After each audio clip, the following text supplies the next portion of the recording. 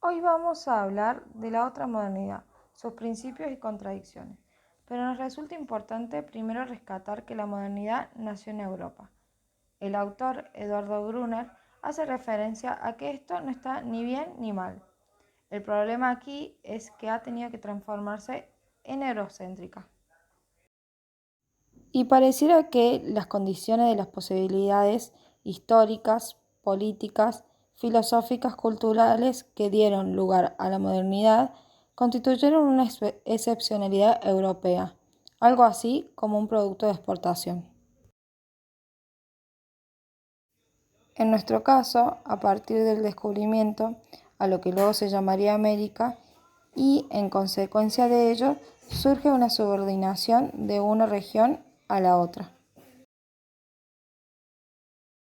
Volviendo a la modernidad, está relacionado con acontecimientos emblemáticos como el renacimiento de las reformas protestantes, las revoluciones burguesas, la revolución industrial, entre otras.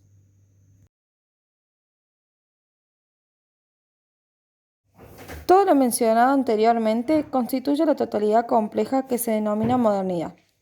La cultura occidental moderna logró en los últimos 500 años un grado de hegemonía cultural, tal que se considera como la cultura cuyos modelos se miden en logros y carencia de los demás, normalmente en menos. Pierre Clastres señaló que la cultura occidental moderna tiene el hábito de señalar a las otras por su falta.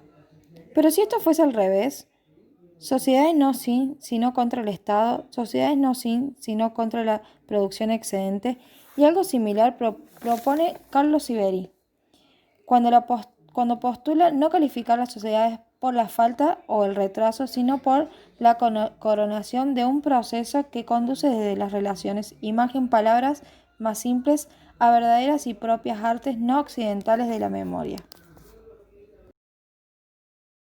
Para apartarse del concepto de una historicidad única, lineal y evolutiva que ha naturalizado la modernidad occidental, es pensar que las sociedades no se tratan de etapas más avanzadas o más atrasadas de una misma lógica, sino de lógicas y temporalidades diferentes.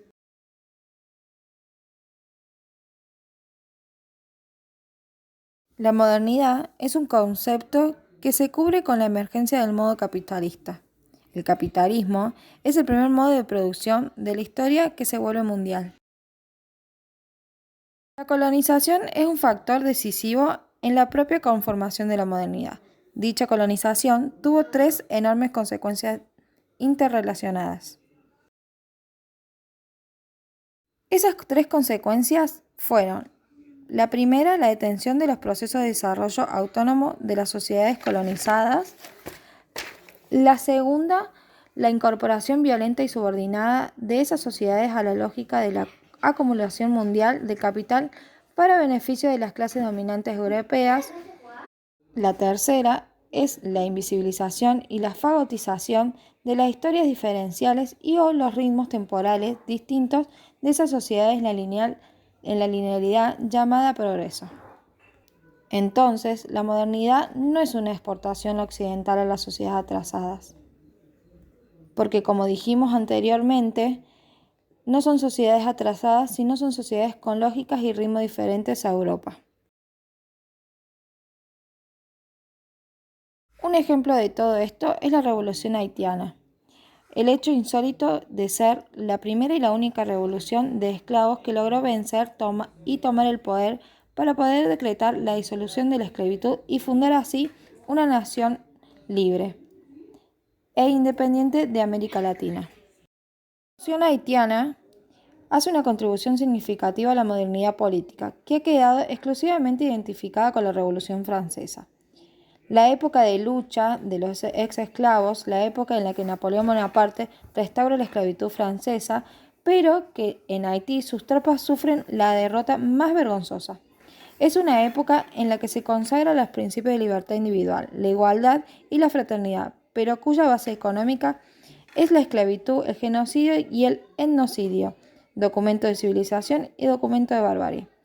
Hay otra contribución que es la filosófica. En su primera constitución haitiana de 1805 decreta en el artículo 14 que todos los ciudadanos haitianos serán denominados negros Esto es una ironía enorme a la falsa universalidad moderna.